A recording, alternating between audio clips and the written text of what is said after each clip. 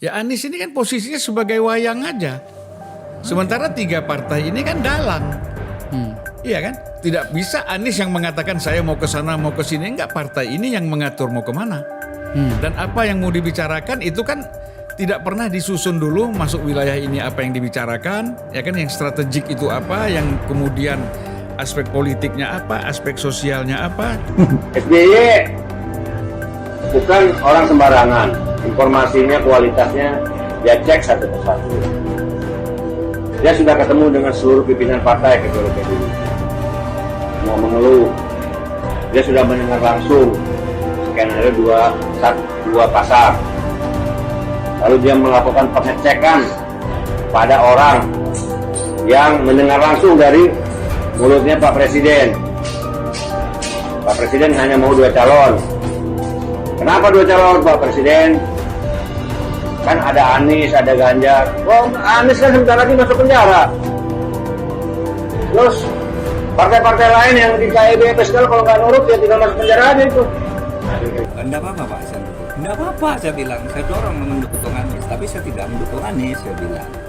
Tapi hak Anda untuk mencalonkan Anies, saya jamin sepenuhnya. Gitu. Tidak akan ada yang menghalangi, dan saya akan menjadi jamin. Silakan, itu hak politik. Ya, kelompok relawan Amanat Indonesia menyampaikan harapan supaya baca pres dari Koalisi Perubahan untuk Persatuan, yaitu Anies Baswedan, bisa menjadi seorang petugas rakyat jika kelak terpilih dalam pemilihan Presiden 2024. Ya insya Allah 2024 Anies Presiden. Maka rakyat hanya minta satu hal. Apa yang rakyat minta? Ya rakyat minta jadilah petugas rakyat, kata Ketua Koordinator Nasional Amanat Indonesia Syahrin Hamid. Syahrin yang sempat mengutip pernyataan Presiden ke-35 Amerika Serikat John F. Kennedy soal prioritasnya setelah terpilih. Pernyataan itu berbunyi, "My loyalty to my party end when my loyalty to my country began." Artinya adalah kesetiaan Kennedy terhadap partainya berakhir setelah kesetiaan terhadap negaranya dimulai. Di dalam kegiatan itu, Anies juga sempat menyampaikan pidato politik. Dia memaparkan beberapa garis besar. Di dalam kegiatan itu, Anies juga sempat menyampaikan pidato politik. Dia memaparkan beberapa garis besar pemikirannya untuk bersaing dengan kandidat lain dalam bursa Baca Pres 2024. Salah satu gagasan Anies adalah tentang prinsip satu kesemakmuran. Dan menurut Anies, salah satu amanat yang tercantum dalam Undang-Undang Dasar 45 adalah Republik Indonesia berdiri untuk memberikan keadilan sosial bagi seluruh rakyat.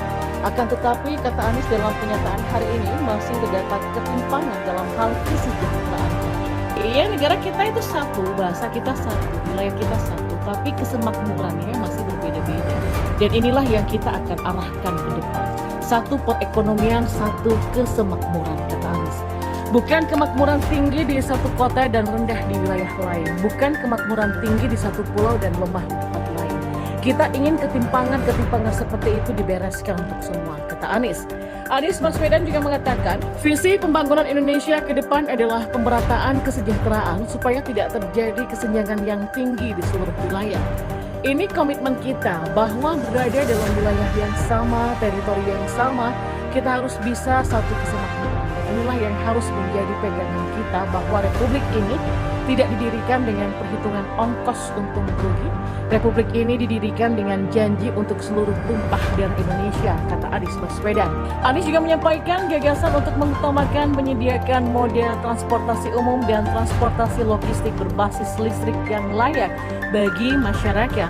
Dan menurut Anies, gagasan menyediakan transportasi umum dan kendaraan logistik yang layak dan berbasis listrik sangat bermanfaat bagi pembangunan dan pemerataan kesejahteraan rakyat. Anies juga menilai kebijakan subsidi terhadap kepemilikan kendaraan listrik kurang tepat untuk menghadapi persoalan lingkungan hidup.